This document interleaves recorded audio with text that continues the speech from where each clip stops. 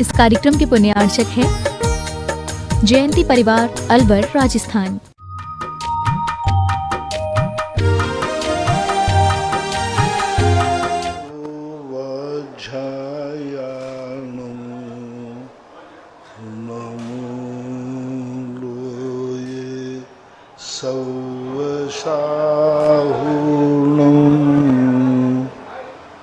पंच परमेष्टि भगवान की जय। आचार्य श्री गुरुवर कुंद कुंद महाराज की जय। आचार्य श्री गुरुवर विद्यासागर महाराज की जय। परम पूजनीय निर्व्यापक श्रमण मुनि श्री सुधा सागर जी महाराज की। परम पूज्य क्षुल्लक श्री 105 गंभीर सागर जी महाराज की। समस्त मुनि संघ की जय। प्रकाश चंद जैन श्री माधवपुर से पूछते हैं, नमोस्तु गुरुदेव।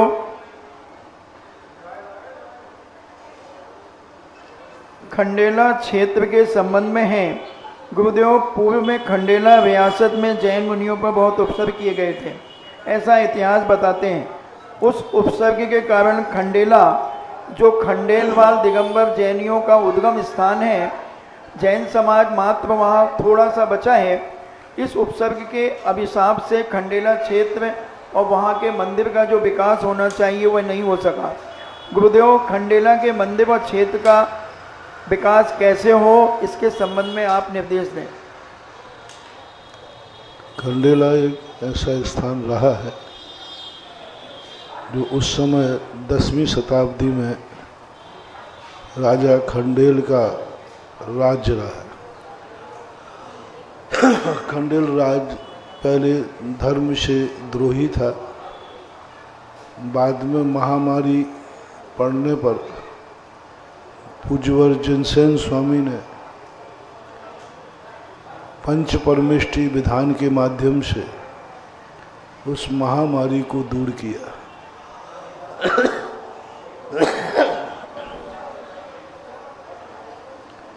और उसके परिणाम स्वरूप खंडेल राजा ने सारे राज्य को एक नया नाम दिया, खंडेलवाल समाज जैन।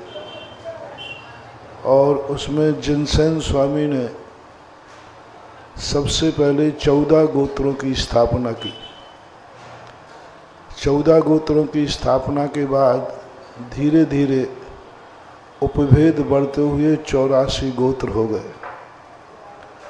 और इन गोत्रों के माध्यम से सारे भारत में आज अच्छी खंडेलवाल समाज जैन धर्म की एक बहुत गौरवमयी समाज है, गरिमामयी समाज है। खंडेलवाल समाज आज जैन धर्म के लिए बहुत बड़ी समर्पित और शक्तिशाली, विवेकवान, सब तरफ से एक अच्छी समाज का एक ग्रुप 10वीं शताब्दी में राजा खंडेल के कारण से मिला। ऐसा बताते हैं वहाँ 700 मंदिर थे, लेकिन युद्धों की विभीषिका में सबका नाश होता गया। अब एक भाग्य से या काकताली न्याय से कहो, 1996 में आचार्य श्री की आज्ञानुसार वहाँ खंडेला का पंचकल्याणक मेरे सानिध्य में ही हुआ। बड़ी विचित्र स्थिति है वहाँ। एक छोटे से स्थान पर जहाँ कोई ट्रैक्टर भी नहीं जा सकता, छोटी सी गली में मंदिर है। बड़ी विचित्र कहानी है। प्रश्न करते ही मुझे सब कुछ झूल रहा है आंखों ऐसी विचित्र कहानी उस खंड पंचकल्याणक की, जिसने एक प्रतिष्ठाचार्य खोया। उस पंचकल्याणक की स्थितियों के कारण। और यदि मैं सावधान नहीं होता तो कोई एक आध और जाता। वो तो भाग्य से मुझे निमित्त मिला, मैं गया। इतनी भयंकर भूल को हमने 4 से 5 दिन में सुधारने का प्रयास किया। 15 फुट की वो तंग मूर्ति को, जो ऐसे गलत स्थान पर बैठी थी, जो कुछ भी अनर्थ करा सकती थी, उसको 3-4 दिन के अंदर अलग से नया मंदिर बनना, नया स्थान बनना। और कितनी ऊंची है मूर्ति? 15 फुट की मूर्ति। जब उनने पूछा मैंने कि भाई ये गई कैसे, बोले कम से कम महीना भर गया था अंदर ले जाने में। और छोटा सा ऐसे ही मंदिर था, उसमें अंदर रखी। बहुत बड़ी कहानी थी, लेकिन आप तो सबको मालूम है, जब एक बार सिर लगा देता हूँ तो पहाड़ से सिर फोड़ता हूँ। जय हो, जय हो। अभी तक तो सिर नहीं फूटा, पहाड़ ही फूटा है। जय हो, जय हो। फिर उसको कहीं रखने का स्थान नहीं, 40 फुट ऊपर जाकर के उसको नीचे से भरकर खड़ा किया। बहुत बड़ी विचित्र कहानी थी, पंचकल्याण के समय से हुआ, बहुत अच्छा हुआ। अब सबसे बड़ा वहाँ के विकास का कारण है वहाँ की कमेटियों की राजनीति। कुछ चंद लोगों के व्यक्तिगत स्वार्थों के कारण से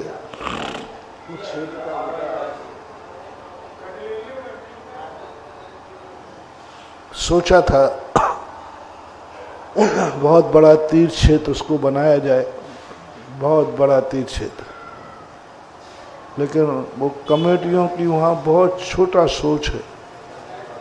हमारे पहले बताते थे लोग कि जब भी मीटिंग होती थी, हर मीटिंग करने वालों की जेब में पत्थर जरूर होते थे। और मीटिंग हुई नहीं और पत्थर सबके पत्थर फेंकते थे। किसी भी साधु पर एक मत नहीं हुए। पंचकाणक के लिए वर्षों से पंचकाणक पड़ा, क्योंकि जब भी मीटिंग होगी वहां की पत्थर फेंकते थे। सिर फूट नहीं है, साधु पर सब एक मत नहीं हुए। जैसे तैसे दोनों कमेटियां मेरे नाम पर एक मत हुई, और मेरे नाम पर एक मत होते ही मैं घबरा गया, क्योंकि मेरे सिर में भार। मैंने कहा भाई मैं तो नहीं जाऊंगा। तो उनको पता चला कि ये तो मानेंगे नहीं, इनकी चाबी आचार्य के पास है। आचार्य कह देंगे तो इनकी हिम्मत नहीं कि ये मना। आचार्य पास गए, आचार्य को हमने सारी कहानी बताई। आचार्य ने कहा जाओ, मेरे आशीर्वाद का हेलमेट है, तुम्हें कुछ नहीं होगा। जय हो, जय हो। मैंने सब बताई, महाराज जी वहाँ ये हाल है। उन्होंने कहा जाओ, आशीर्वाद है, अच्छा करके आओ, बढ़िया है। बहुत बिगना वहाँ जाने के मैं पहले जाते ही आचार्य का आशीर्वाद आ गया, और उनका आशीर्वाद आया। दूसरे तीसरे दिन हमारे पैर में फ्रैक्चर हो गया। अब हमें कुछ होते ही जितने छात्र संसार में क्षेत्रपाल पद्मावती जिनको आती है ना, ये सब एक साथ बोल पड़ते हैं। मुझे कुछ हुआ नहीं, वो कहते मैंने किया। किसी भी हालत में सुधा सागर महाराज खंडेला नहीं जा सकते। वहाँ के अध्यक्ष जी थे पूनम चंद जी झरिया वाले। उन्होंने कहा महाराज जी अब क्या होगा।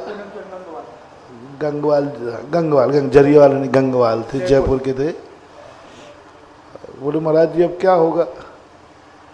उन्हें क्यों। बोले सब तरफ से चर्चाएं, जितनों को देवता आते सबने कह दिया कि वो पहुंच ही नहीं सकते। अब क्या होगा। मैंने कहा भाई देखो, मेरे गुरु संयमी हैं कि असंयमी। संयमी। बोलो। संयमी। और मैं कैसा हूँ। संयमी। संयमी। और तुम्हारे क्षेत्रपाल पद्मावती असंयमी। असंयमी। तो संयमी की बात सही निकलेगी कि असंयमी की। संयमी की। मुझे तो मालूम है कि उधर गुरु का आशीर्वाद या मेरी भावना होगा। बोले महाराज आप जा ही नहीं सकते। डॉक्टर ने कह दिया उंगली में फ्रैक्चर था, 1.5 महीने का बेड रेस्ट। महाराज ये पर्ची में लिखा है। मैंने पर्ची पढ़ी, मैंने कहा जिस डॉक्टर को यही पता नहीं है कि दिगंबर साधु का बेड होता ही नहीं है, तखत रेस्ट होता है। प्रदीप जी, जैन साधु बेड पे, अब तुम लिख रहे हो कि बेड रेस्ट, तो मैंने कि भाई उसको मालूम ही नहीं। सुबह 10 बजे डॉक्टर ने हाँ कहा, ये कहा। महाराज तो ऐसे ही कहते ही रहते। 1:30 बजे हम शुल्लक वगैरह को इशारा थोड़ा बहुत करके 1:30 बजे लगभग में उठे, पीछे कमंडल उठाया और 1.5 पाँव से 16 किलोमीटर चला। जय हो। 2 पाँव से नहीं, उंगली में था आगे पैर की, तो यूं यूं करके 16 किलोमीटर चला शाम। और बैनार से ना, बैनार से खुर गाँव था, खुर्रापुर, खोरा, वहाँ पहुँच करके रात को पहुँचे। जैसे तैसे पहुँच करके बीच का एक पंचकड़क और निपटाया, खंडे और का रेनवाल का। वहाँ के बाद फिर बड़ी विचित्र आभास हुआ, एकदम ऐसी परिणति हुई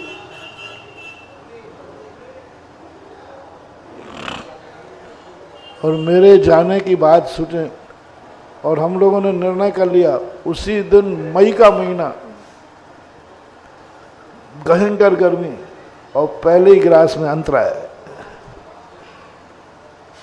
अब हमने कहा क्या करें। छुल्लक जी कहते अब आज बिहार नहीं करोगे आप, संस्मरण में पूरा करोगे रहना। पूरा कर दो। संस्मरण है एक प्रकार का।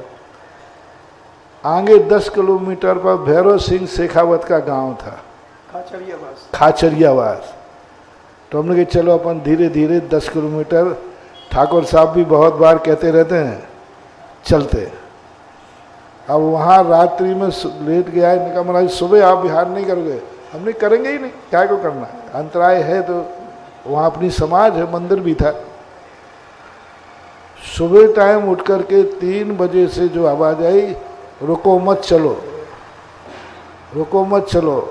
हमने कहा ये कौन बोल रहा है रुको मत चलो, बस रुको मत चलो, रुको मत चलो। जैसे तुम कैसेट लगाते ना, कैसेट एक ही धुन में चलता रहा। मैं ध्यान में बैठ गया, रुको मत चलो, रुको मत चलो, रुको मत चलो, रुको मत चलो। अब मेरा दिमाग खराब होने लगा, मैंने कहा माथा खराब कर रहा है। फिर मैं 5, साढ़े 5 बजे उठ करके कमंडल उठा ही लिया और मैं चला गया। इन्होंने कहा महाराज कल आपने कहा था हम बिहार नहीं करेंगे। इन्होंने कहा ये तो अंदर की बात थी, अपन ने किसी श्रावक से थोड़ी बोला था। चले, जाकर के बाय पड़ता है 10 किलोमीटर का, उसमें अंदर प्रवेश कर दिया। पूरे डंडो फंडो समाज सब आ गई और आधे गांव में प्रवेश किया और फिर वही आवाज़ आ रही, यहाँ नहीं रुको चलो। मंदिर दिख रहा है और बीच बाजार में ये आवाज़ आई, रुको मत चलो, रुको मत चलो, रुको मत चलो, रुको मत। मैंने कहा कि देखो कुछ ना कुछ तो संकेत है।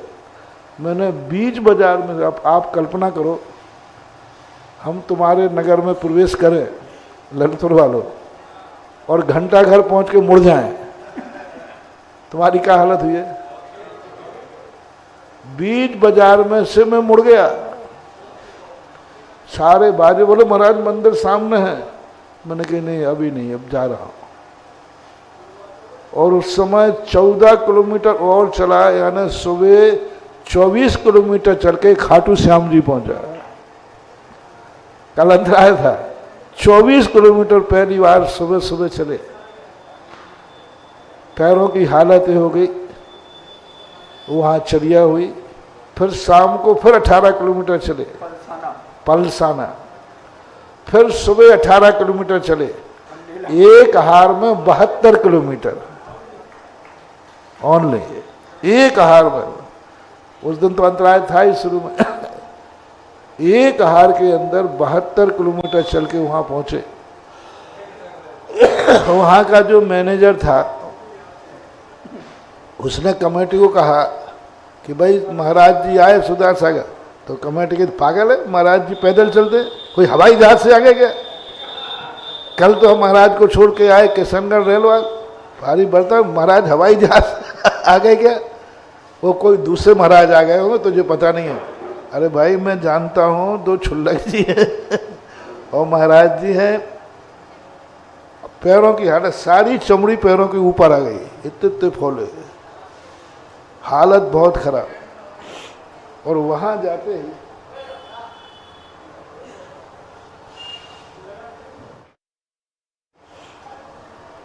उसके पहले वो आवाज आ रही थी, प्रतिष्ठाचार्य चले गए, एक ब्रह्मचारी जी थे, उन्होंने भी जिस दिन वहां जाने का भाव किया, हमारे पहुंचने के लिए, हमारे फ्रैक्चर के पहले की बात है, एक दिन पहले, कि महाराज से पहले जाकर के हम वहाँ की व्यवस्था करते। बस वो शाम को पानी लेते थे, तो पानी लेकर के वो बाथरूम गए, कमेटी गाड़ी बाहर चली गई और ब्रह्मचारी जी ऊपर गए। पंडित ब्रह्मचारी सूरजमल जी साहब थे, वो चले गए, वही प्रतिष्ठाचार्य थे मुख्य। वहां पहुंचते ही मुझे एहसास हुआ, मेरे पैर कांप गए। स्थिति हालत ऐसी कि मुझे भी दिन में तारे दिख गए। अब 4-5 दिन पंचकर्मा की पंडाल लग गया, सब कुछ हो गया और हालत बहुत खतरनाक। हमने अध्यक्ष जी को बुलाया, मैंने कि देखो, एक तो चले गए मुखिया, अब अपन 2 मुखिया हैं, तुम अध्यक्ष हो, मैं महाराज हूं, तो ऐसा करते हैं अपन दोनों पर्ची डाल करके पेश करते, कौन जाएगा, पर्ची उठा लेते, एक को तो और जाना है पक्का है, कोई ना कोई एक जाएगा, या तो तुम जाओगे क्योंकि तुम अध्यक्ष हो, और या मैं जाऊंगा। अब 2 में से किसको जाना है ये अपन पर्ची उठा के निश्चय करते हैं, और जिसका निर्णय होगा अपन पर्ची चढ़ा देंगे। बोलो महाराज जी ऐसा तो नहीं होना चाहिए, करें क्या? और वो स्थिति उस दिन के बाद जो मैंने वास्तु के दुष्परिणाम, बस वहीं से मेरा दिमाग बदला। प्रसंग आ गया तो मैंने कहा ना, स्मृति आ जाए तो फिर पूरी, वहीं से फिर वास्तु पर अकाट विश्वास हुआ। और ऐसी स्थिति को देख करके, बहुत भयानक स्थिति थी, मतलब कुछ भी हो सकता। फिर जैसे तैसे करके, अब उतनी मूर्ति को कोई तैयार नहीं। एक किशनगढ़ के निहाल पहाड़िया थे, वो प्रतिदिन आते थे, तो मैंने कहा ऐसे आने से क्या फायदा, जब समस्या है उसका समाधान करो तो बात करें। उन्होंने कहा महाराज जी यहाँ ट्रक भी नहीं आ सकता। सारे माइंसों से उन्होंने, अशोक पाटनी वगैरह से सबसे बात करके, उनके जितने, उनकी दुनिया के जितने साधन हैं सब लाके पटक दो, लेकिन ये काम होना।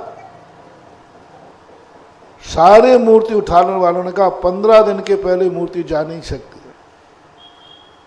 एक मूर्ति वाले मोमडिंस बंधु था टोंक का, निहाल पहाड़िया, उसको लाए, बोले भाई ये काम कर सकते हो?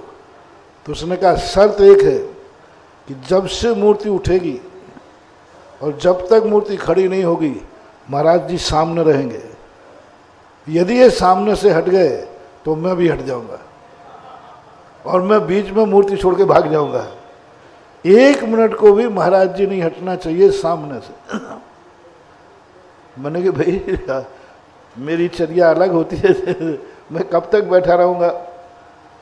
तो बोला मैंने फिर मैं उठाऊंगा नहीं। बोले आप लघु संज्ञा भी नहीं जाओगे? कहीं उठोगे नहीं 1 मिनट के लिए भी आप? अब उसने कहा ठीक। मैंने कहा ठीक भाई मैं बैठता हूँ। शाम का समय था।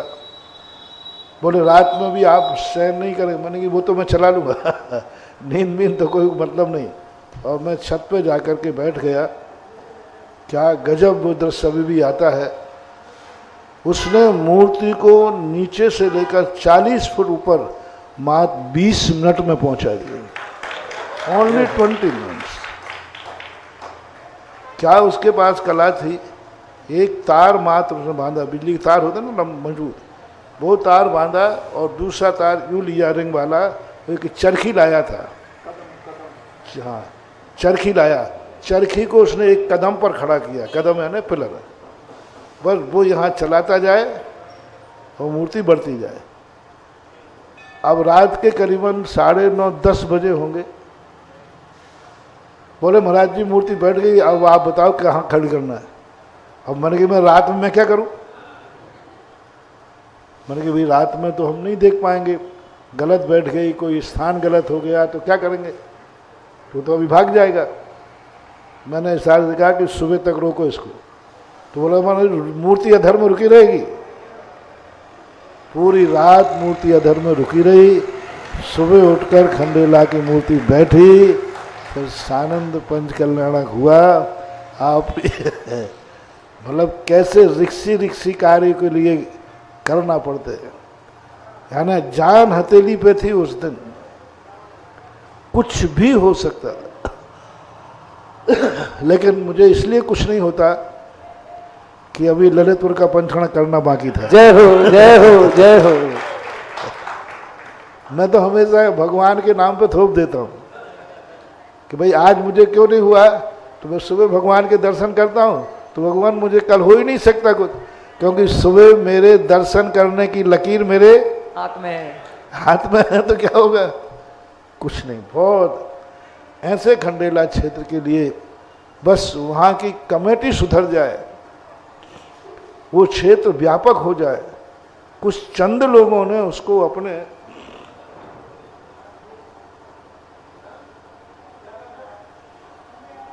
उसको लेकर के वो कर नहीं सकते, कभी नहीं कर पाएंगे वो। और पूरा व्यापक जब तक नहीं हो, अब कोई इसमें बहुत सारे झगड़े हैं, कहीं व्यक्तिगत झगड़े हैं, कहीं पंथवाद के झगड़े हैं, कहीं कुछ हैं, इसलिए और बनाना पड़ेगा, कोई नया स्थान ही बनाना पड़ेगा, वहाँ तो जा नहीं सकते। लेकिन इतनी जरूर रही कि उस समय आचार्य जी ने आशीर्वाद दिया। ऐसी जिंदगी का पहला कठिन का पंचकणक था और कमेटी विपरीत, सब कुछ विपरीत था, लेकिन हुआ ऐसा। अब उस क्षेत्र के विकास के लिए जैसे सारे दुनिया के क्षेत्र हैं समर्पित हो रहे हैं, ऐसे जैसे ऑपरेशन थिएटर में जाता है ना मरीज, तो सौंप देते हैं, हमने तो अपना त्याग किया, मरे या जिंदा रहे, आप डॉक्टर हो। मरीज कैसा होता है, डॉक्टर कैसे लेता मरीज को, एक लिखवा लेता है कि चाहे मरीज जिंदा हो और या मरे, डॉक्टर साहब आपका कोई दोष नहीं है। ऐसे समर्पण जो क्षेत्र कर देते हैं, आज उन क्षेत्रों को मैंने, आप सबको मालूम है कहाँ पहुँच गए वो क्षेत्र, कितना विकास हुआ। मैं तो समर्पण करने वालों का डॉक्टर हूँ। जय हो। जिनका समर्पण हो जाता है फिर वहाँ ताकत भी लगाता हूँ, कुछ करने का मन भी होता है, लेकिन ऐसा वहाँ कुछ है नहीं। वो क्षेत्र धीरे धीरे धराशायी ही हो रहा है, होता जाएगा। अब होनहार को, अब आपने प्रश्न पूछा किसी शुभ चिंतक ने, तो ये सारी कहानी बता दी तुम्हें। शायद ये कहानी पहली बार ही आई होगी 1996 के बाद, है ना? नहीं, पहली बार ही सुनी महाराज से। हाँ प्रकाश माधवपुर, प्रकाश माधवपुर वाले। हाँ, वो तो ऐसे वहाँ सवाई पर पास में है। हाँ, तो सब लोगों ने बहुत इस प्रकार की स्थिति थी। क्षेत्र का विकास होता, अपने निजी स्वार्थों को छोड़ दें तो क्षेत्र का विकास हो सकता है। श्रीमती नविता महावीर नगर कोटा से पूछती हैं, नमोस्तु गुरुदेव, परीक्षा भी तुम लेते हो, पार भी तुम लगाते हो, इसलिए तो मुनिवर आप हर दिल में समाते हो। जिज्ञासा है, मुनिवर की आप जब दर्शन करते हैं तो भगवान से क्या कहते हैं? आपकी भगवान से सेटिंग कैसे और कब बनी? श्रद्धा का एक ऐसा मंत्र है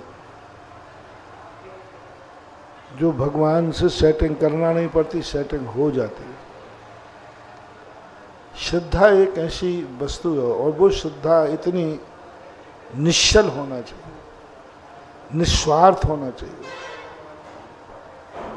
हमारी श्रद्धाओं में निस्वार्थता नहीं रहती। निस्वार्थ यदि श्रद्धा हो, जैसे देख लीजिए मेरी सबसे बड़ी श्रद्धा है, मेरा अभी तक कोई तीर्थ क्षेत्र नहीं है। प्रदीप जी, मेरा अभी तक कोई तीर्थ क्षेत्र नहीं है और मेरे बराबर तीर्थ क्षेत्र किसके पास है? किसी के पास नहीं है।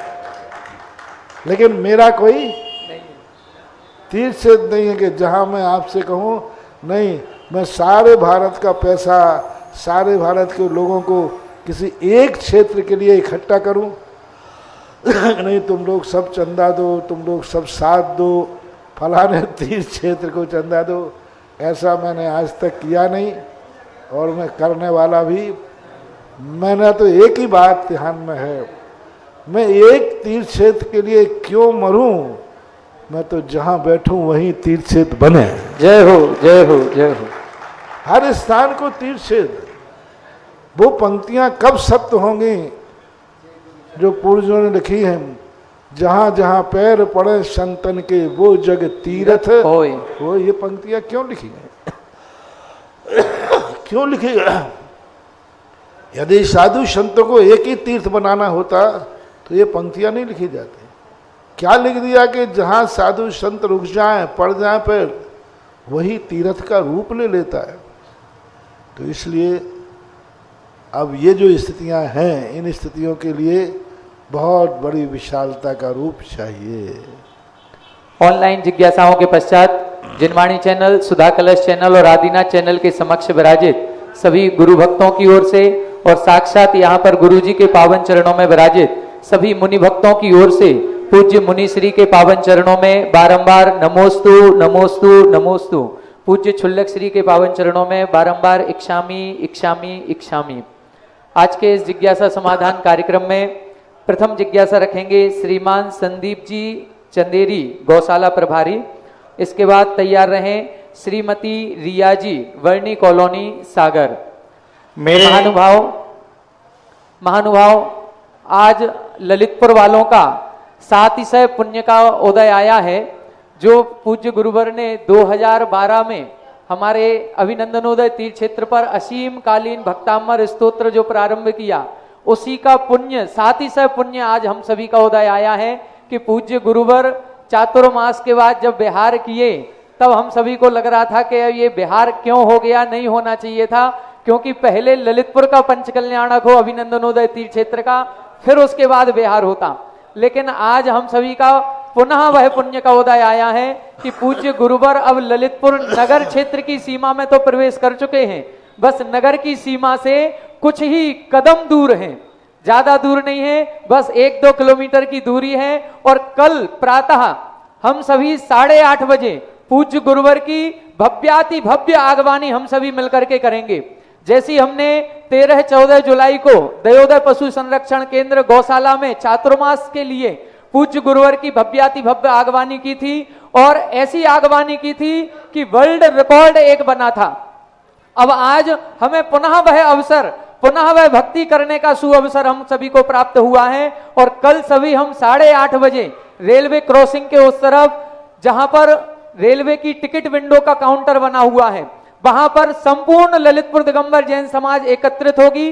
जितने भी महिला मंडल हैं, जितने भी हमारे पुरुष वर्ग के सेवा मंडल हैं, सभी मंडल अपने अपने गणवेश में होंगे, अपने अपने जो भी किसी कोई शास्त्र को लेकर के, कोई छत्र को लेकर के, कोई चवर को लेकर के, विभिन्न प्रकार की सामग्री को लेकर के जैसे महिला मंडल आते हैं और एक शोभा यात्रा का जुलूस बनता है, तैयार होता है, बस उसी तरह से महिमा बढ़ाते हुए हम पूज्य गुरुवर की आगवानी हमारे नगर की सीमा से रेलवे स्टेशन क्रॉसिंग से करेंगे और अभिनंदनोदय तीर्थ क्षेत्र तक लेकर के जाएंगे।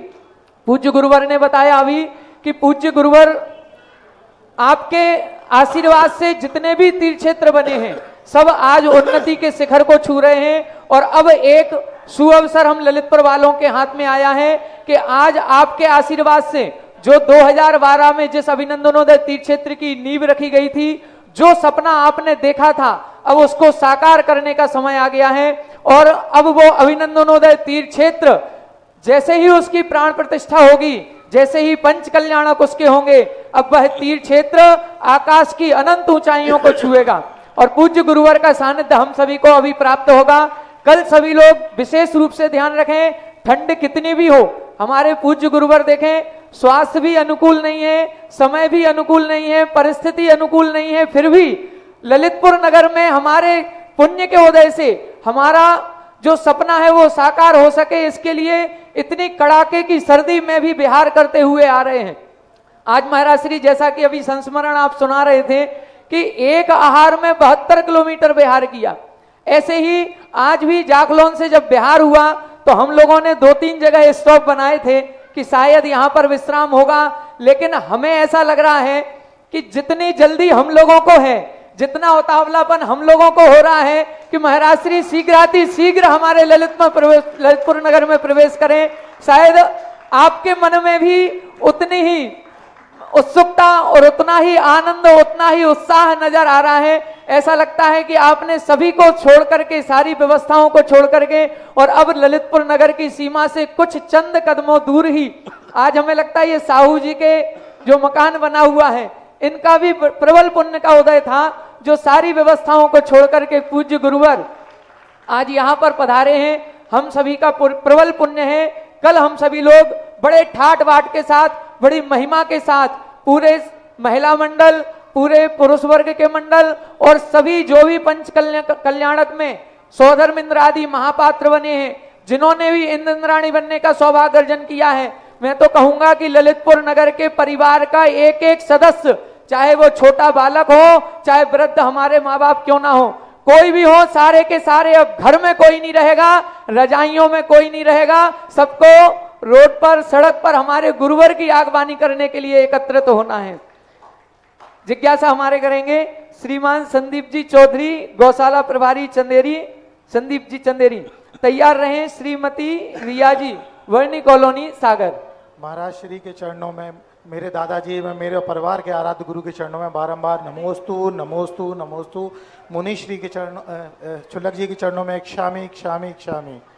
गुरु जी, मैं वैसे तो मध्य प्रदेश में सर्विस करता हूं, पर मेरा गृह जिला ललितपुर है। ये तो कंफर्म हो गया गुरु जी कि ललितपुर पे आपकी असीम कृपा है, और मैं बड़ा प्रसन्न होता हूं कि मेरे गृह जिला पे गुरु जी की असीम कृपा है। इसी से संबंधित एक प्रश्न है गुरु जी। आपके प्रथम श्रावक संस्कार के शिवरार्थी थे श्री रमेश कुमार जी, जो वर्तमान में अब श्री 108 पूज्य सागर जी के नाम से जाने जाते हैं। मुनि श्री अभय सागर जी और योग सागर जी के संग की शोभा बढ़ाते हुए आज आपके संग में विराजमान हैं।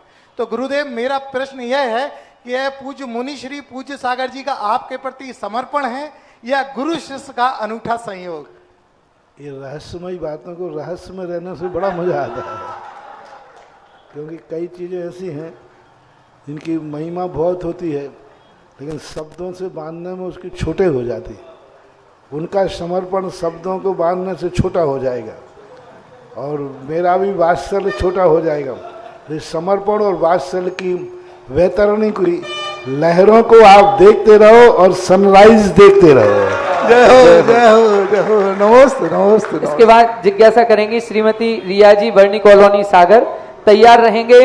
आज हमारे बीच में पूज्य गुरुवर की जब अगवानी ललितपुर में हो रही है, तो हमारे झांसी संसदीय क्षेत्र के लोकप्रिय सांसद और पूर्व केंद्रीय राज्य मंत्री भारत सरकार श्रीमान प्रदीप जी आदित्य कहां पीछे रहने वाले थे, वो भी पूज्य गुरुवर की आगवानी करने के लिए आज हमारे गुरु चरणों में यहाँ पर पधारे हैं। उनसे निवेदन है कि आप आए गुरु चरणों में श्रीफल अर्पण करके आशीर्वाद ग्रहण करें और अपने मनोभाव गुरुवर के प्रति समर्पित करें। अपनी अपनी जिज्ञासा भी पूज्य गुरुवर के चरणों में रखें, समाधान प्राप्त करें। आदरणीय लोकप्रिय सांसद श्रीमान प्रदीप जी आदित्य जी।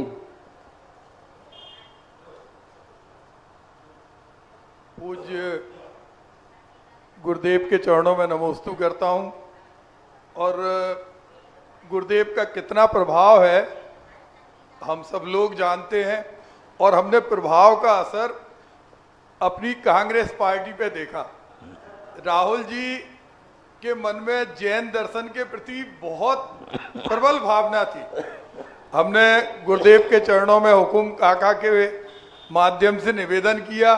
गुरुदेव ने जैन समाज के विद्वान उनको राहुल जी को पढ़ाने के लिए भेजा, और आज हम देख रहे हैं कि जो राहुल जी टी शर्ट में, मतलब लोग उनसे पूछते कि क्या है, कैसा है, टी शर्ट पहन के, और कितनी भी ठंड है, और वो चले जा रहे, तो वो कहीं ना कहीं आपका आशीर्वाद और आपका सानिध्य और जो आपने उनको ज्ञान दिया, उससे वो लगातार एक एक दिन में 20-20, 25-25 किलोमीटर पद यात्रा कर रहे हैं। अभी हम लोग देख के आए तो उनके अंदर पूज्य गुरुदेव की जो कृपा है, अच्छा, और कभी हमने ये नहीं देखा कि हमारी पार्टी किसी भी मुद्दे पर एकदम स्पष्ट बोले, लेकिन हमने उनके संज्ञान में शिखर जी वाला प्रकरण लाया, तो फिर जिनमें हमें जो कांग्रेस पार्टी के जयराम रमेश जी हैं, उन्होंने कहा कि आप पवन खेड़ा के साथ मिलकर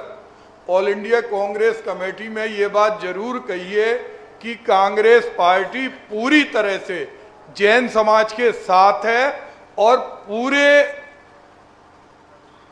गुरुजी के आशीर्वाद से हमने उस दिन पत्रकार वार्ता की। और जो एक माहौल सा चल रहा था मेजॉरिटी वर्सेज माइनॉरिटी का, वो भी पहली बार कांग्रेस के मंच पर कहने का मौका मिला। और मैं समझता हूं कि ये चमत्कार से कम नहीं था कि ऑल इंडिया कांग्रेस कमेटी के जो कम्युनिकेशन डिपार्टमेंट है, जहां से पूरे हर दिन पत्रकार वार्ता होती है, वहां पर जैन दर्शन पर पवन खेड़ा और हमने पूरा स्पष्ट ढंग से कहा कि श्री सम्मेद शिखर या पालीताना या गिरनार पर्वत पर जैन समाज का हक है, और उसके लिए कांग्रेस पार्टी पूरी तरह साथ है, और ये सब गुरुदेव का आशीर्वाद था। तो आज हम लोगों का ये सौभाग्य, और खासतौर से हमारा, हम वहां नहीं आ पाए थे गुरुजी, लेकिन हमारा प्रतिदिन पूरा मन, आत्मा और सब कुछ आपके चरणों में समर्पित रहता है। ऐसा कोई दिन नहीं जाता हम नहीं, हमारे परिवार का प्रत्येक व्यक्ति, चाहे पापा हो, चाहे हमारी धर्मपत्नी हो, प्रतिदिन आपके 1 घंटे प्रश्न मंच और आपके हर कार्यक्रम को इस उद्देश्य से करते हैं। और उसमें हम ये भी चाहेंगे, क्योंकि हमारा जो भी अस्तित्व आपके आशीर्वाद से है, कि किसी भी प्रकरण में, क्योंकि कई बार ऐसी स्थिति बन जाती है कि जिस समय हम प्रत्यक्ष नहीं आ पाते, लेकिन हम पूरी तरह से समर्पित रहते, तो जो हमारे तीर्थों के ऊपर एक लगातार, उसमें भी आप जैसा हमें निर्देश करेंगे वैसा हम करेंगे। मैं पुनः पूज्य गुरुदेव के चरणों में नमोस्तु करता हूँ।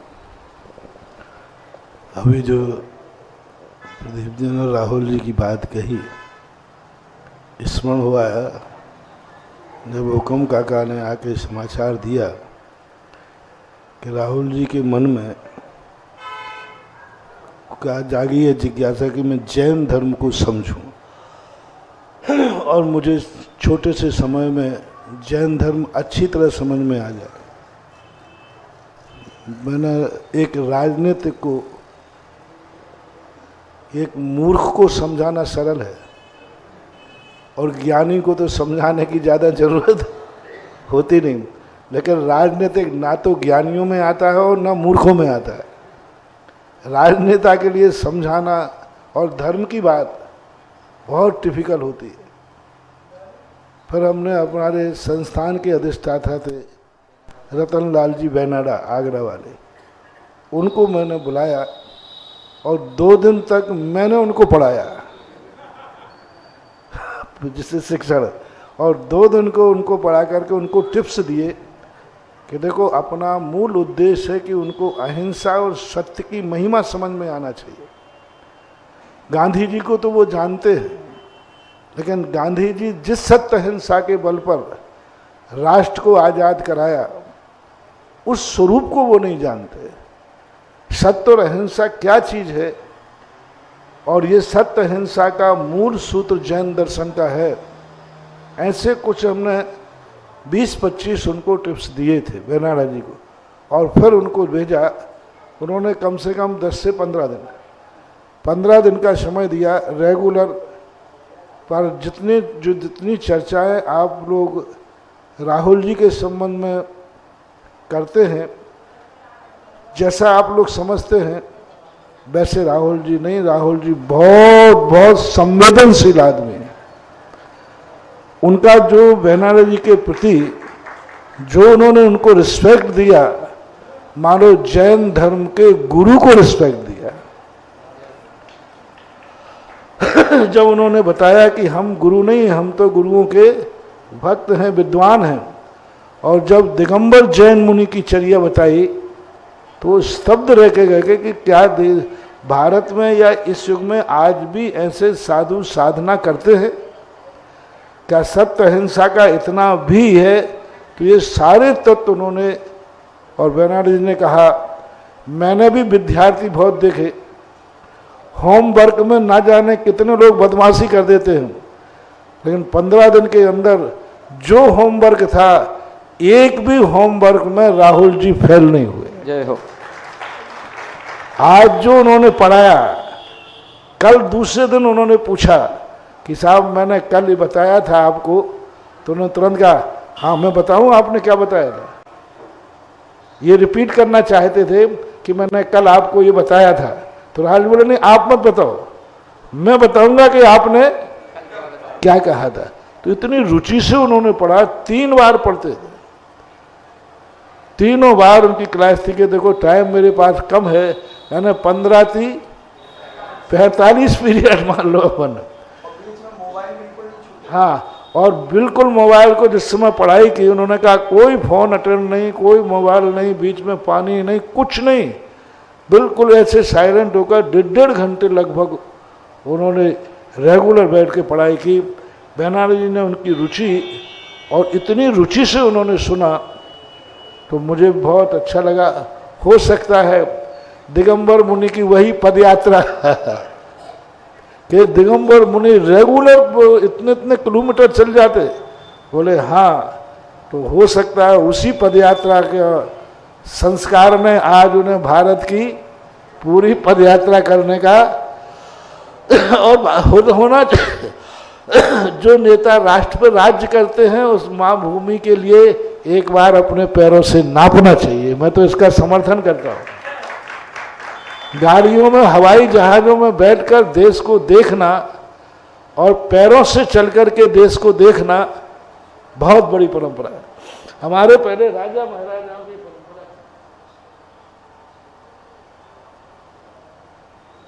एक बार अकबर ने 16वीं शताब्दी के अंदर ये बात कही, अकबर ने, कि मैं अपने पूरे राज्य को रथ से नहीं पैरों से नापना चाहता। और अकबर ने पदयात्रा शुरू की दिल्ली से। उसके राजस्थान के सांगानेर के मंदिर में शिलालेख पाया गया, यहाँ अकबर बादशाह ने पदयात्रा करके किया। तो ये एक अच्छे लक्षण है कि राज्य की भूमि को यदि राजनेता लोग अपने पैरों से नापते हैं, पैरों से चलते हैं, और पैरों से चलते समय जो आजू बाजू गांव दिखते हैं, उनकी वो शक्लें, दोनों तरफ से कांटों की बाढ़, छोटी सी गली और आजू बाजू उनकी खेती, वो देख करके क्या मज़ा आता है। अभी देवगढ़ के नीचे उतर रहा था, एक गड़ौली गांव पड़ा, दृश्य देख करके एकदम रोमांचित हो गया। कुछ नहीं, कहाँ लोग बसे हुए हैं, कहाँ तुम लोग यहाँ गाड़ियों में घूम रहे हो, कहाँ पर कुछ नहीं, गाड़ी भी नहीं जा सकती, कुछ नहीं जा सकता। और खेतों में झोपड़ियाँ बनाए हैं, इधर पहाड़, आगे नदी आती है। अब उनकी जिंदगी तो ना तो प्लेन से पता चलेगी ना ट्रेन से पता चलेगी, वो तो पद यात्रा से ही पता चलेगी। तो ये बात हुई। बाकी सम्मेद शिखर के संबंध में तो हम सारे राजनेताओं से कहना चाहूँगा कि कोई भी राजनीतिक पार्टी हो, सम्मेद शिखर के संबंध में सबको संवेदनशील होना चाहिए। क्योंकि हम जैनियों का सदा सदा से राष्ट्र के लिए योगदान रहा है। हम भली राजनीति में नहीं आए, लेकिन राज के नाम से हम लोग सदा समर्पित रहे। हमारा तो दूसरा राज्य है ही नहीं। सारे दुनिया के लोग कहीं भी भाग जाएं दुनिया के, लेकिन जैनियों का तो एक ही देश है और जैनी यहीं के मूल निवासी है। उसका मूल कारण है कि जैनियों के 24 तीर्थंकरों का जन्म भी भारत में हुआ, बिहार भी भारत में हुआ और निर्माण भी भारत में सम्मेद शिखर। अतः इसके लिए सब लोग, सब पार्टी एकमत होकर के हम लोगों को लिए दो चीज़ों से मुक्त कराएं। एक मुक्त तो राष्ट्रीय तरफ से जो पर्यटन की स्थिति चल रही है उसका जो फैसला है वह स्पष्ट किया जाए। अभी जो चल रही हैं बातें स्पष्ट नहीं, एक दूसरे पर टाला जा रहा है। देश, राष्ट्र केंद्र चाहता है स्टेट के लिए, स्टेट चाहती है केंद्र के लिए। इसकी स्पष्ट नीति अपनाई जाए दोनों मिलकर के। और दूसरा, सम्मेद शिखर एकमात्र पहाड़ के लिए हमें समस्त संप्रदायों से भी मुक्त किया जाए। हम पूरे भारत के फिर पहाड़ नहीं चाहते, हमें पूर्ण भारत के क्षेत्र नहीं चाहते। जैसे अभी राम मंदिर के लिए अपन सबने समर्थन करके एक ही बात कहा, राम की जन्मभूमि जो है वह राम की ही होना। ऐसे ही सम्मेद शिखर मात्र जैनियों का था, जैनियों का है और जैनियों का होना चाहिए। हमें वहाँ की वन संपदा नहीं चाहिए, हमें वहाँ की लकड़ी नहीं चाहिए, हमें वहाँ का खनिज नहीं चाहिए, हमें वहाँ चट्टाने पहाड़ नहीं चाहिए, हमें उससे इनकम ऑफ सोर्स की कोई शक्ति नहीं चाहिए। हम पहाड़ नहीं चाहते हैं, हम पहाड़ की पवित्रता चाहते हैं। हमें पहाड़ से कोई लेना देना नहीं। सम्मेद शिखर की तो एक लकड़ी भी हम लोग लेना पसंद नहीं करते, ना वहाँ फल फूल कुछ नहीं चाहिए। उस वन की जो संपदा है, जो लाभ है, वो सब अर्थ लाभ सरकार को जाए, व्यक्ति को जाए, हमें उससे कोई विकल्प नहीं है। हम लोगों की तो जो पवित्रता है जैन धर्म की, वो 6 सब मिल करके उसे पेवर जैन क्षेत्र घोषित करें। और जो, क्योंकि दूसरे संप्रदाय लोग भी हम जैनियों के लिए विपरीत स्थिति बना देते। हम लोग हिंसक हैं नहीं, हम लोग अल्पसंख्यक हैं। अब बहुमत से लोग पहुंच जाएंगे तो हम जैनियों के अल्पसंख्यक की क्या स्थिति बनेगी। इसलिए सारे भारत के बहुसंख्यकों से भी मेरा बहुत अच्छी तरह से मेरा कहना है कि आप लोग भी कम से कम हम अल्पसंख्यक जैनियों के लिए अपनी सारी भावनाएं समर्पित करते हुए सम्मेद शिखर जैनियों को संप्रदाय कर समर्पित कर दें। हम सारे तीर्थों पे आपके साथ हैं। बहुसंख्यक अन्य संप्रदाय लोगों से मेरा कहना है, जिस तीर्थ के लिए आप कहोगे हम लोग समर्पित रहेंगे। और उनके लिए आपके जितने तीर्थ क्षेत्र हैं उन पर हम सदा आपका साथ देंगे। आपके ही रहें वो, और आपके ही समर्थन में हमारा समर्थन होगा। हम वहाँ जाकर कभी इंटरफियर नहीं करेंगे, लेकिन आप सभी संप्रदायों से बहुत अच्छी तरह से वात्सल भाव के नाते, भाईचारे के नाते, अपन एक देश के हैं, एक माँ के बेटे हैं, भारत हमारी माता है। इस नाम से हम सबसे कहना चाहेंगे कि माँ सम्मेद शिखर जो है संप्रदायों से मुक्त कर दिया जाए और राष्ट्र की तरफ से पर्यटन से मुक्त कर दिया जाए। हमें कोई सुविधा नहीं चाहिए, हमें वो कच्ची सड़कें चाहिए जो हमारी थी। हमें कोई लाइट नहीं चाहिए, हमें वो लालटेन काफ़ी है जिस लालटेन से हम वंदना करते थे। हमें कोई घोड़ा गाड़ी नहीं चाहिए, हमें वो बांस की लाठी थी। हमारे लिए कोई सुविधा नहीं मांगेंगे। हमें शेर चीता खावे तो खाने दो, उससे हमें कोई आपत्ति नहीं है। सम्मेद शिखर की वंदना करते कोई शेर खा जाए तो हमारे भाग्य हैं कि मरना तो सबको है, लेकिन सम्मेद शिखर चले जाए, पर हमें क्या फर्क पड़ता है। तो इसलिए ना तो हमें शेरों से डर, न चीतों से डर। हमें कोई सड़क नहीं चाहिए। मैं तो कहता हूँ वो जो मिट्टी थी, जिस मिट्टी पर मैंने वंदना की है 83 के अंदर, कोई सड़क नहीं थी, मिट्टी थी, इतनी बढ़िया मिट्टी होती थी और कोई भी सुविधाएं नहीं चाहिए। सारी दुकानें वहाँ से हटा दी जाएं, जिन दुकानों के कारण से अपवित्रता वहाँ हो रही है, नीचे मार्केट बनाया जाए। और वो तो प्राचीन क्षेत्र जैसा था, सड़कें अलग, लाइट अलग, मोटर गाड़ी अलग, सब सुविधाएं अलग। माँ जैनी जो श्रद्धा से जाता है उसकी श्रद्धा का सम्मान करें। मैंने 2 दिन पहले भी कहा था, मुगलों के समय भी ये कभी अपवित्र नहीं हो पाया। मुगलों ने भी सम्मेद शिखर पर कभी भी आक्षेप नहीं किया। सम्मेद शिखर का कभी भी कोई तहस नहस नहीं किया। सम्मेद शिखर के लिए अकबर ने भी और बादशाहों ने भी, 12वीं शताब्दी में बाबर जैसे व्यक्ति ने भी सम्मेद शिखर के लिए सदा जैनियों का पवित्र क्षेत्र माना है।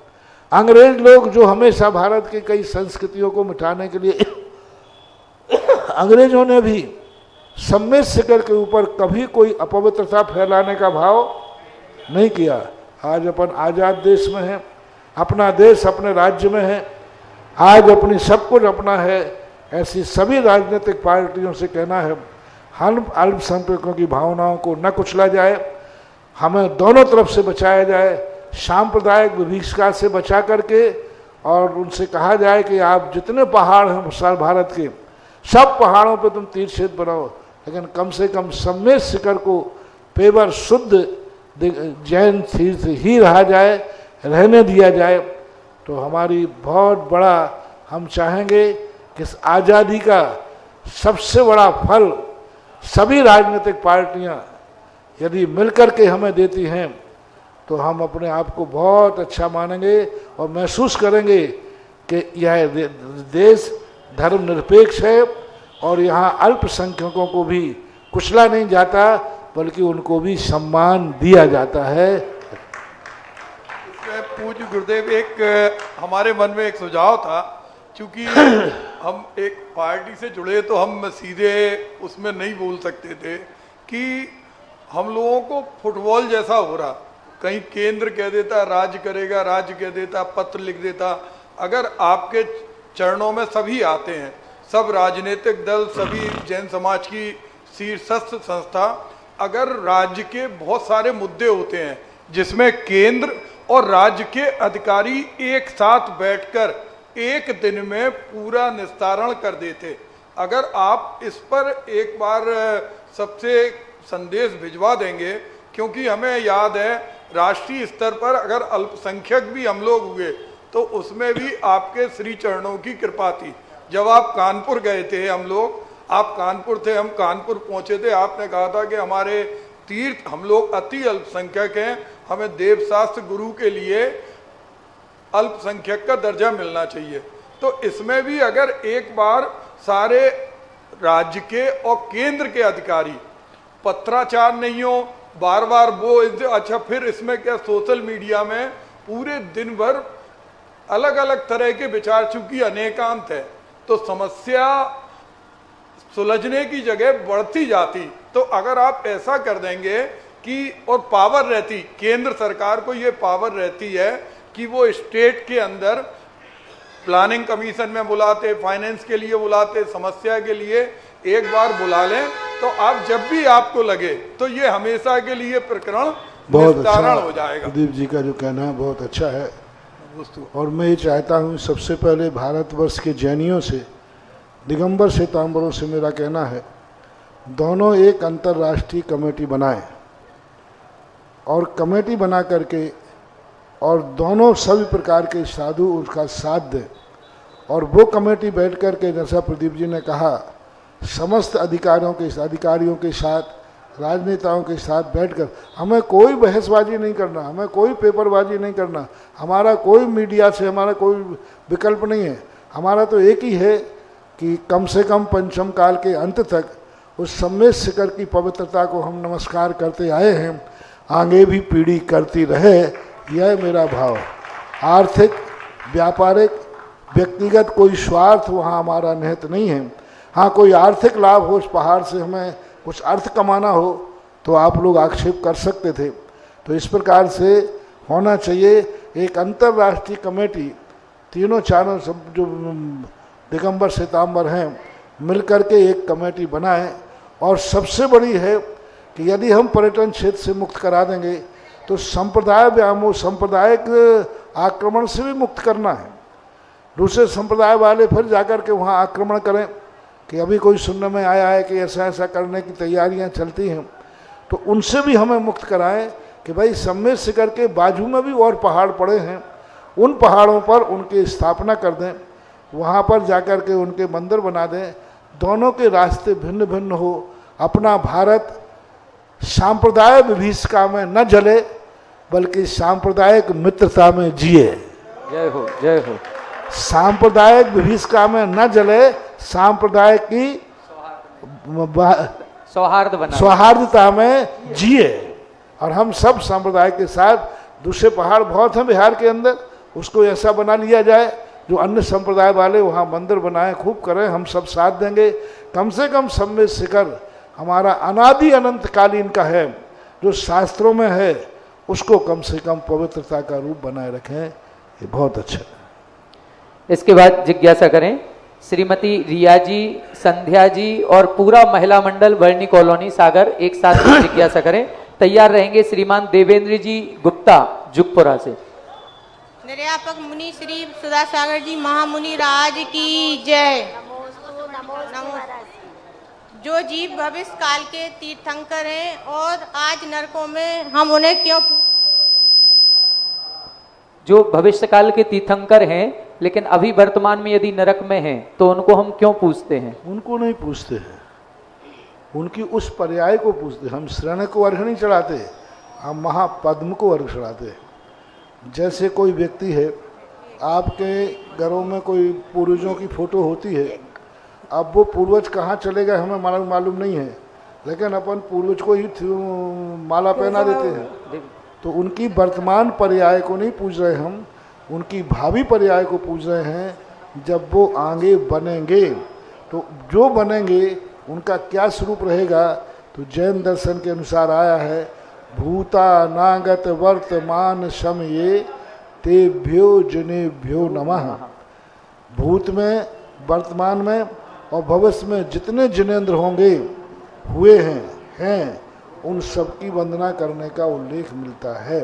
हाँ, यदि हम राजा शरण की पर्याय को पूजें तो दोष है, हम तो महापद्म नाम के पर्याय को पूज रहे हैं। जिज्ञासा करेंगे श्रीमान देवेंद्र जी गुप्ता जुगपुरा। तैयार रहें श्रीमान धवल जी चरगुआ जबलपुर। गुरु जी के चरणों में बार बार नमन। गुरु जी, हम बालक से परेशान हैं। आशीर्वाद है।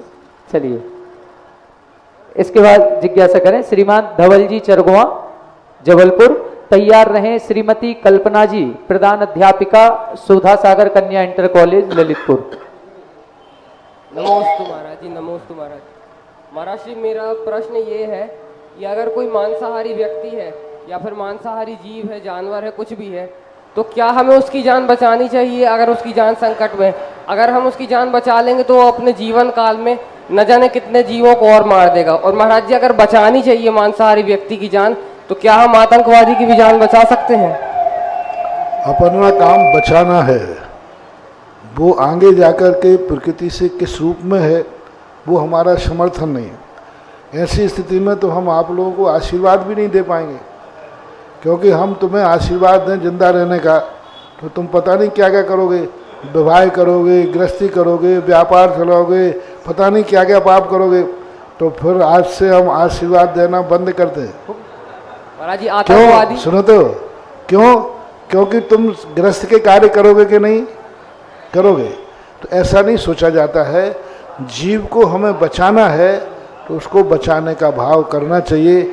आगे वो क्या करेगा, क्या करता है, इस पर विचार नहीं किया जाता। फिर आतंकवादी को क्यों मारते हैं, आतंकवादियों को? अब ये देखो, ऐसे प्रसंग हैं जिनको हम अपने साधु मुख से सीधा उपदेश नहीं दे सकते। चलिए, अगली जिज्ञासा करें श्रीमती कल्पना जी और साथ में श्रीमती सोनम जी, प्रधान अध्यापिका शिक्षिका सुधा सागर कन्या इंटर कॉलेज ललितपुर। अंतिम जिज्ञासा है, इसके बाद पूज्य गुरुवर की आरती तैयार रखें। मेरे आराध्य गुरु के चरणों में मेरे और मेरे विद्यालय परिवार की ओर से कोटिशा नमोस्तु। क्षुल्लक जी के चरणों में कोटिशा वंदनामि। हे भगवान, आप हमेशा कहते हैं कि गृहस्थ में रहते हुए श्रावक कभी हिंसा से नहीं बच सकता। आप ये भी कहते हैं कि काजल की कोठरी में कितनों ही सयान हो जाए, एक लीक काजल की लागी है पे लागी है। भगवान, मेरी जिज्ञासा यह है कि मैं ना तो नरक में जाना चाहती हूँ और ना त्रियंश में, मैं सदा आपके चरणों में रहना चाहती हूँ। मैं ऐसा क्या करूँ कि हिंसा से बची रहूँ? देखो, मैंने यही कहा है, लीक लागे पर लागे, ये तो नहीं कहा कि पूरा कपड़ा काला होगा। धब्बा लग सकता है, क्योंकि ग्रस्त है तो छोटा बहुत तो हिंसा होगी, लेकिन इसका अर्थ थोड़ी कि 24 घंटे वो हिंसा करेगा। धर्म ध्यान भी करता है, बहुत अच्छा है। और तुम तो जिस इंटर कॉलेज में पढ़ा रहे हो, वहाँ चिंता नहीं करना, वहाँ से पढ़ाने वाले व्यक्ति को अच्छी गति मिलेगी, क्योंकि अच्छा भाव है। जय हो, जय हो। इसके बाद अंतिम जिज्ञासा के लिए श्रीमान देवेंद्र जी, प्रधान, नया गांव। सुधा सागर जी महाराज के चरणों में कोटिशा नमोस्तु नमोस्तु नमोस्तु। महाराज जी, मैं जानना चाहती हूँ कि गति का बंध कैसे होता है? यदि गति का बंध साधारण श्रावक समझ ले तो वो कैसे समझे कि हमारी बंध कैसे? निरंतर जो हमारे अच्छे बुरे परिणाम चलते रहते हैं, तदनुसार गति का बंध होता रहता है निरंतर। महाराज जी, क्या हम लोग अपनी गति का बंध पता कर सकते हैं? हाँ, कर सकते हैं परिणामों से। गुस्सा आ रहा है तो नरक गति है। जी जी महाराज। मायाचारी आ रही तो त्रियंश गति है। लोभ आ रहा है तो फिर देव गति है।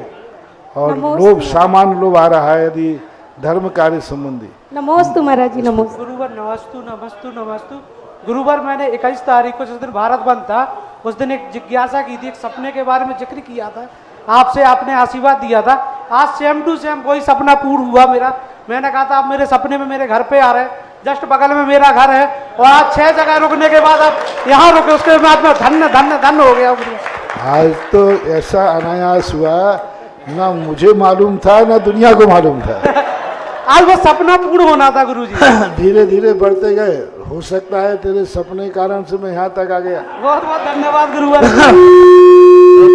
तेरे बढ़ने से और हो गया कि अभी आलोक बाबू ने कहा ना कि महाराज जी ललितपुर में जाने के लिए ही मानो उत्साहित लग रहे हैं। ध्यान रखना बाबू, साधु जाने में इतना उत्साह लगता है, निकल जाने में भी इतनी उत्साह से निकल जाता है।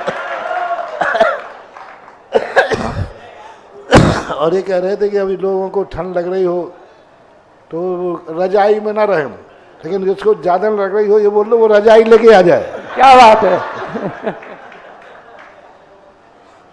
देखिए, अब तो गुरुवर ने भी ये कह दिया है कि आना सबको है, ठंड लग रही है तो चाहे भले 2 स्वेटर पहन लें, नहीं और भी ज्यादा लग रही है तो रजाई लेकर के आ जाए, लेकिन आना सभी को है। देखिए, अभी सभी लोग बैठ जाएं। हमारे जिनवाणी चैनल की ओर से 10 मिनट और बढ़ाए गए हैं, और आप सभी के और जो भी जिज्ञासा है उन सभी का समाधान पूज्य गुरुवर के मुखारविंद से मिलेगा हम सभी को। सभी लोग बैठे, जिज्ञासा करें। भाई श्री भरतेश जी, और तैयार रहें श्रीमती सरिता सिंघई जाखलोन।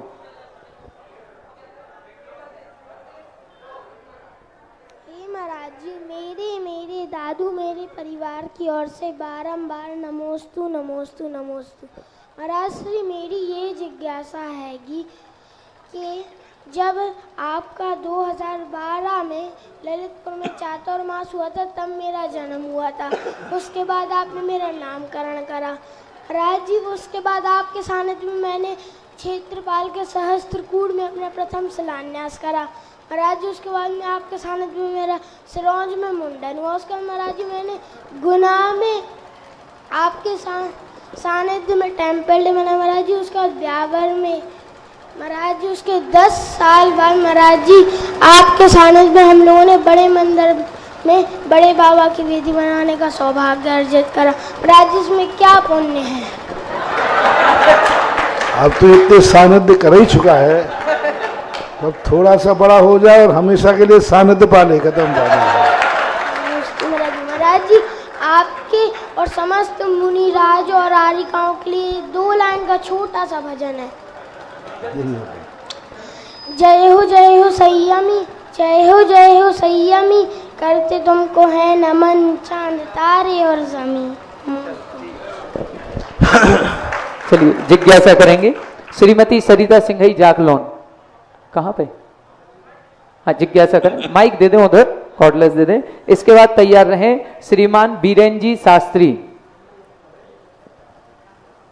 गुरुवर के चरणों में तिरवान नमोस्तु नमोस्तु नमोस्तु। शुल्लक जी के चरणों में इच्छामी इच्छामी इच्छा। महाराज जी मेरी जिज्ञासा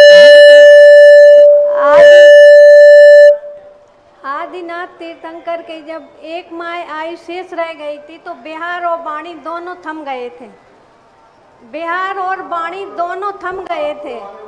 तो महाराज जी एक क्या सभी तीर्थंकरों के ऐसा ही नियोग बनता है कि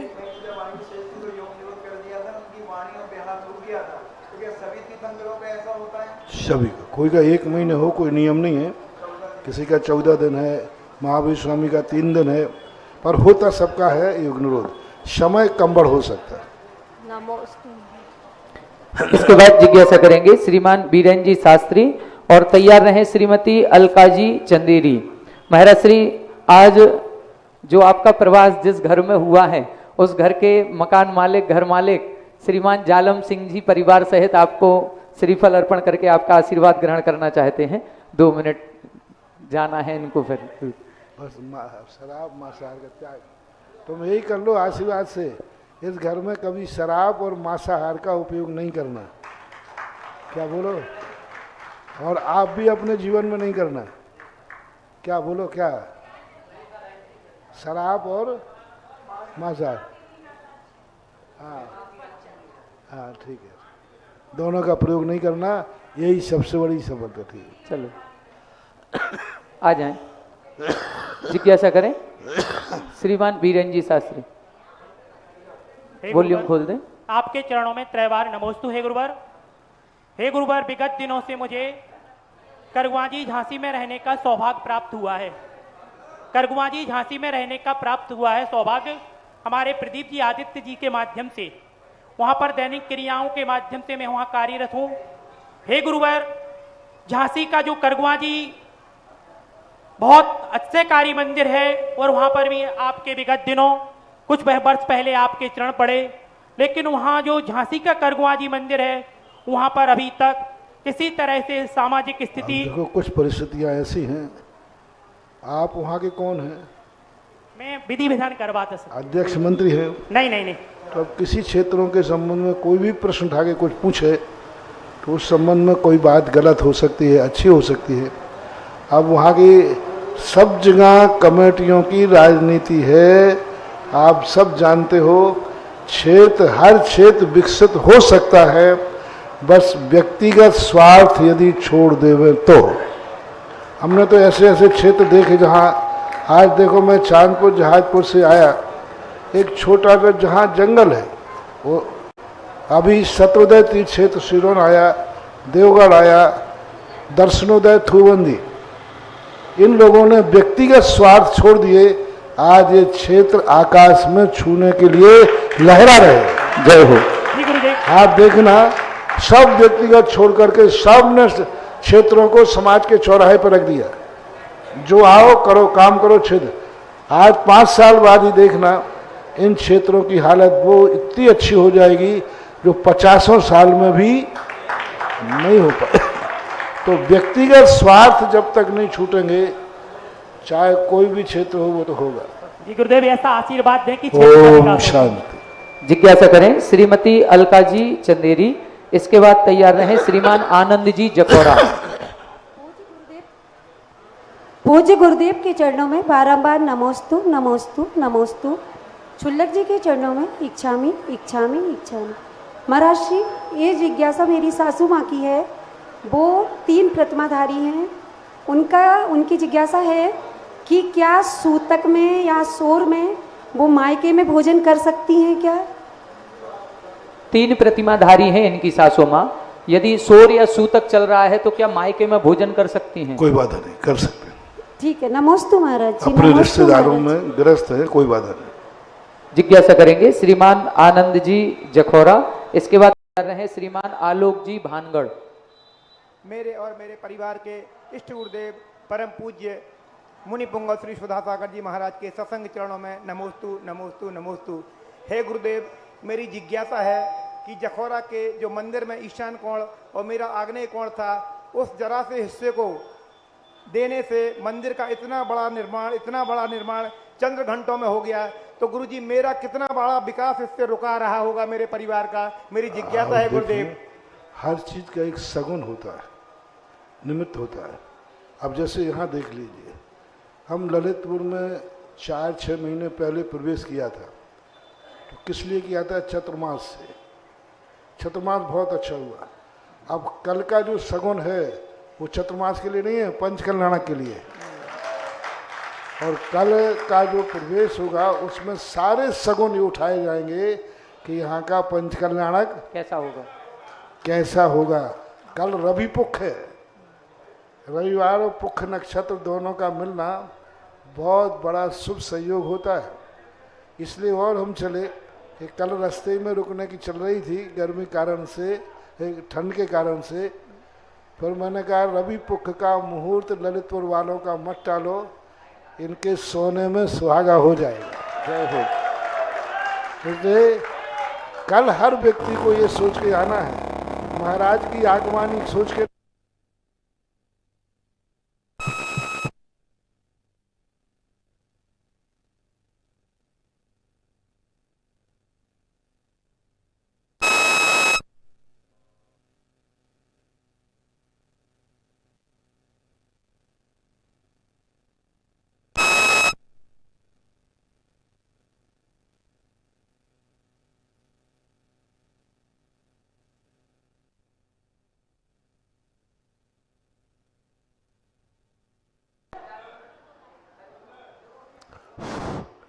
तो ये सोच करके आना है, हर समय ये सोचना चाहिए कि पंचकल्याणक कैसा करना है और पंचकल्याणक का लाभ घर घर में पहुंचना चाहिए। तो कल जो आगवानी में रहेगा समझ लेंगे उसका पंचकल्याणक में एडमिशन हो गया,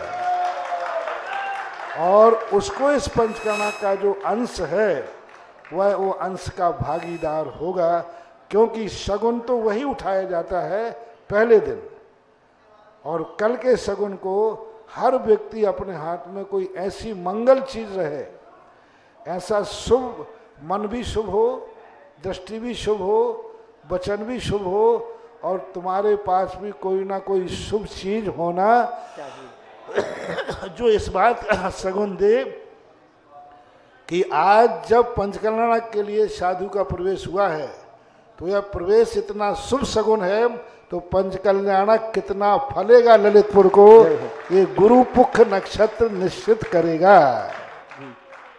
सभी महानुभावों से एक बार पुनः निवेदन, कल सुबह ठीक 8:30 बजे हम सभी पूरे दिगंबर जैन समाज जितनी भी ललितपुर की है और ललितपुर के आसपास के, क्योंकि पंचकल्याणक केवल ललितपुर का नहीं है, हम पूरे ललितपुर के आसपास पूरे ललितपुर जनपद का है। सभी ग्रामवासी जो भी यहाँ पर हमारी आवाज सुन रहे हैं लाइव के माध्यम से, वो सभी अपने घर से हर एक बच्चे को, बूढ़े को, सभी को लेकर के अपन को आगवानी करनी है।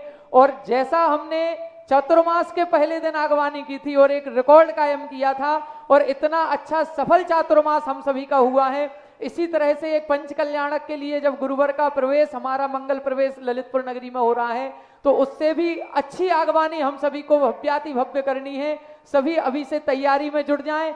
हर घर में रंगोली लगनी चाहिए, हर एक माता बहन अपने पीले वस्त्रों में, केसरिया वस्त्रों में रहें, पुरुष वर्ग सफेद वस्त्रों में रहें, सभी मंडल वाले जितने महिला मंडल, पुरुष मंडल हैं, सभी अपने। मेरी आगवानी की नहीं कह रहा हूँ, पंचकल्याणक का सगुन, कल कितनी ठंड रखे, काला कपड़ा ऊपर का नहीं पहन के आना बंटी बाबू, ऊपर का काला कपड़ा नहीं, नीचे का काला कपड़ा चल जाएगा। ठंड है तो लगने दो, कोई बात नहीं। कल सगुन का सवाल है, शुभ सगुन का। जी जी, आज की अंतिम जिज्ञासा करें श्रीमान आलोक जी भानगढ़। महाराज जी के बारंबार नमोस्तु नमोस्तु नमोस्तु। अच्छा, उनका जागरण वालों का प्रश्न का रह गया। देखो, आपके थोड़े से त्याग ने वस्तुतः होता है, मैं उसी निमित्त की बात कर रहा था कि कभी एक छोटा सा निमित्त हमें बहुत नुकसान दे देता है, और छोटा सा निमित्त अच्छा बन जाए तो बहुत लाभ भी दे सकता है। आज अपने कारण से मंदिर का कार्य इतने दिन तक रुका रहा क्योंकि ईशान कोण कटा हुआ था। उसका ईशान कोण कटने से कभी भी आर्थिक पूर्ति नहीं हो सकती। तो मंदिर का काम किस लिए रुकता था? जब भी चर्चा आई, इतना पैसा कहाँ से लाऊंगा, कमेटी में बैठ के फैसला तो था कि मंदिर, लेकिन पैसा कहाँ से लाओ? अब पैसा रोकने वाला वो कोना था। जैसे ही बाबूजी ने कोने की घोषणा की, सुबह दोपहर में तो इतना पैसा आ गया कि 2 मंदिर और बना दे। जय हो जय हो जय हो। मात्र 2 घंटे का कमाल है। सुबह का समय, सुबह तो चर्चा होकर के सब फुलप हो गई, भाई यहाँ कुछ बनने वाला, कोई बोली लेने को तैयार नहीं। और जैसे ही आहार हुआ और आहार के समय ने घोषणा की, आहार पहले थोड़े से पहले, और तैसे ही पता नहीं कहाँ से सबकी कौन सी तिजोरी खुली, स्विट्जरलैंड बैंक की थी क्या पता नहीं। ऐसे लोगों के भाव हुए जिनकी शक्ति नहीं थी वो भी। तो ये आपके लिए पहले अंतराय कर बनता रहा, और अब जो तुमने तुम्हारे दिया है उसका मंदिर बन गया। वो सारा अंतराय कर सब समाप्त होकर अब लाभ का समय आ गया है तुम्हारा। अंतिम जिज्ञासा। महाराज जी बारंबार नमोस्तु नमोस्तु नमोस्तु। महाराज जी अभिनंदनोदय सचित्र में मैं प्रतिदिन धोती दुपट्टा पहनकर भक्तामन पढ़ाता हूँ। महाराज जी कभी कभी जैसे लेट हो जाता हूँ तो धोती दुपट्टा पहन के भक्तामन पढ़ा सकता हूँ महाराज जी? पढ़ा सकता। नमोस्तु महाराज नमोस्तु। आज का जिज्ञासा समाधान कार्यक्रम यहीं पर संपन्न होता है। पूज्य गुरुवर की आरती करने का सौभाग्य कौन पुण्यशाली महापात्र होगा जो आज पूज्य गुरुवर की आरती करने का सौभाग्य अर्जित करेगा? 2121 रुपए, 2121, 5151, 5151, 7171, 7171, 7171। पूज्य गुरुवर की आरती करने का सौभाग्य 7171 1, 7171 2 और 7171 1 2 3। यह सौभाग्य श्रीमान आनंद जी जखौरा वाले परिवार को प्राप्त हुआ है। साथ में हमारे दक्ष के जन्म दिवस के अवसर पर यह सौभाग्य अर्जित हुआ है। साथ में हमारे पूर्व केंद्रीय राज्य मंत्री भारत सरकार श्रीमान प्रदीप जी आदित्य जी साथ में रहेंगे। और सभी लोग पीछे हो जाएं, और सभी लोग पीछे हो जाएं। केवल जखौरा वाले परिवार और हमारे केंद्रीय मंत्री श्रीमान प्रदीप जी आदित्य जी आइए, आरती प्ले कर दें।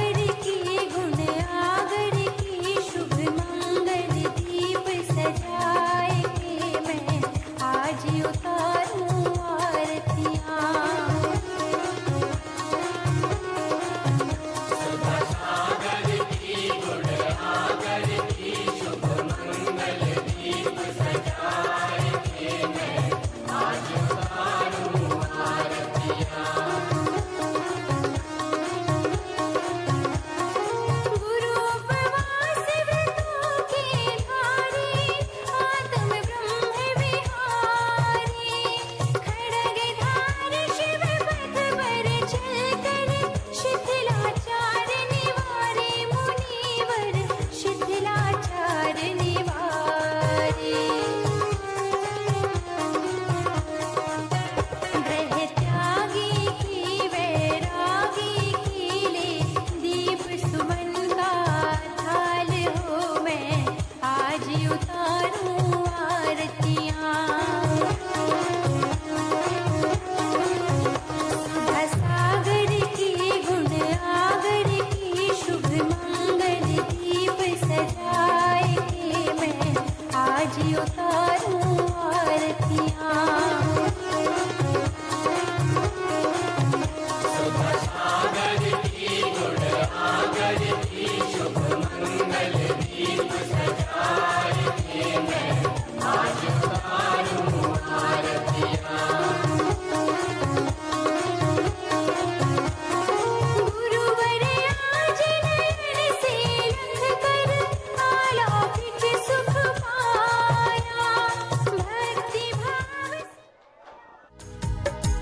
इस कार्यक्रम के पुण्यार्चक थे जयंती परिवार, अलवर, राजस्थान।